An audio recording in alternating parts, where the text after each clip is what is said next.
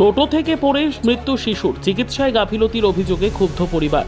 টোটো থেকে পড়ে মর্মান্তিকভাবে মৃত্যু হলো মাত্র 1 বছর 10 মাস বয়সী শিশু ঐশানী দাসের। ঘটনাটি ঘটেছে শনিবার সকালে রায়গঞ্জ থানার অন্তর্গত রূপাহারে। পরিবার সূত্রে জানা গেছে, ভাটুলের পানুয়াপাড়ার বাসিন্দা ঐশানী কিছুদিন আগে বেড়াতে এসেছিল দাদুর বাড়িতে।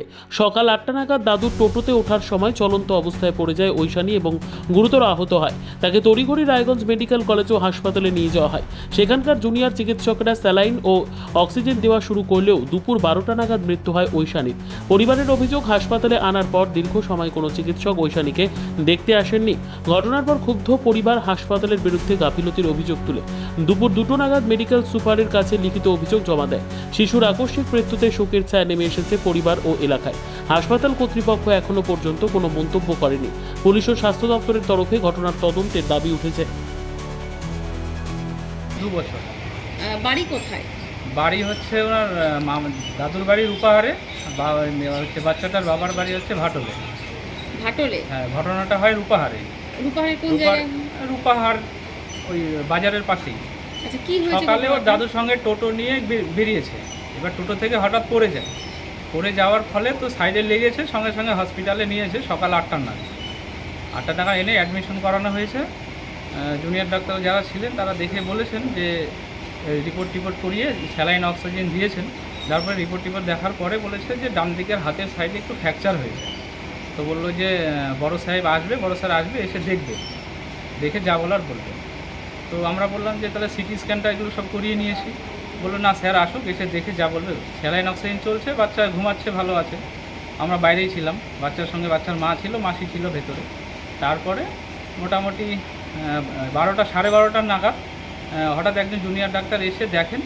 এবার দেখে উনি বলেন যে বাচ্চাকে সঙ্গে সঙ্গে সিসিউতে নিয়ে যান। তো সিসিউতে নিয়ে যাওয়ার আমরা সঙ্গে সঙ্গে সিসিউতে নিয়ে যাই। সিসিউতে নিয়ে যাওয়ার সঙ্গে সঙ্গে ওনারা সঙ্গে সঙ্গে বলেন যে বাচ্চা মারা গেছে। তো সকাল 8টায় ভর্তি করালাম, রিপোর্ট করালো, বললো হাতের সাইডে ফ্র্যাকচার হয়েছে। 4 ঘন্টা পরে জুনিয়র ডাক্তার এসে দেখে বলে সিসিউতে নিয়ে যায়। তাহলে এই 4 ঘন্টার মধ্যে এমন কি হলো, তারা সঠিক তদন্ত জানাচ্ছে না যে এমন কি হয়েছে যার জন্য বাচ্চা মারা গেল।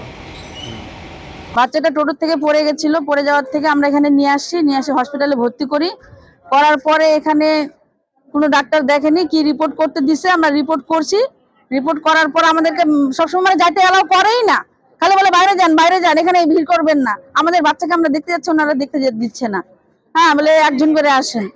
তারপরে আমরা যখন 11টার দিকে সাড়ে 11টার দিকে যখন আমাদের ঢুকতে দেয়, তখন যাই দেখি বাচ্চা চোখ মুখ তাড়ায় আছে। ঘটনাটা কোথায় ঘটেছে? ঘটনাটা রূপাহারে হয়েছে। হ্যাঁ। হ্যাঁ, টোটো থেকে বাচ্চাটা পড়ে গেছে, রাস্তা খারাপ ছিল, রাস্তার ওই ঝুঁকনি সামাল দিতে পারেনি দেখে বাচ্চাটা পড়ে গেছে। টোটোটা ওর হচ্ছে দাদুর ছিল, মানে মেয়েটার যে কাকার, মানে নিজের দাদুর টোটো ছিল। আর মেয়েটার নাম কি? মেয়ের নাম হচ্ছে পূর্ণিমা বর্মন। বাচ্চাটা যে মারা গেছে ওর নাম হচ্ছে অস্মিতা দাস। 1.5 বছর। ঘটনাটা কখন ঘটেছিল? ঘটনাটা হয়েছে 7টার দিকে। তারপর আপনারা কি করলেন? তারপর আমরা সঙ্গে সঙ্গে এখানে হসপিটালে নিয়ে আসছি। তারপর এখানে চিকিৎসকরা কি? হ্যাঁ, চিকিৎসা এখানে তো ডাক্তার মনে ঢোকেইনি। আচ্ছা, তারপর কি দেখলেন সেখানে? এখানে এসে দেখলাম যে বাচ্চা 11টার দিকে বাচ্চা ডেড বলে দিল। কোনো ছবি টবি বা কোনো মানে আঘাত লেগেছিল কোথায়? আঘাত তো আমরা দেখছি মাত্র শুধু হাতের এই জায়গাটাতে একটু, বলছে যে হাতটা ভাঙেনি, ফাটল লাগছে শুধু বলছে। করা দরকার, প্রতিবাদ করা তো দরকার। এভাবে আজকে আমার শিশু মারা গেছে, কালকে অন্যজনের যে যাবে না তার কি গ্যারান্টি আছে? চিকিৎসার কোনো গাফিলতি মনে করছেন আপনি? মনে হচ্ছে এটা গাফিলতি হয়েছে, কিন্তু বাচ্চা তো এত অসুস্থ ছিল না, যে রক্ত পাত হয়েছে সেটাও তো হয়নি। বাচ্চাটা কি এখানে হাসপাতালে আনার পর ঠিক ছিল? ব্যুরো রিপোর্ট, উত্তর বাংলা সংবাদ।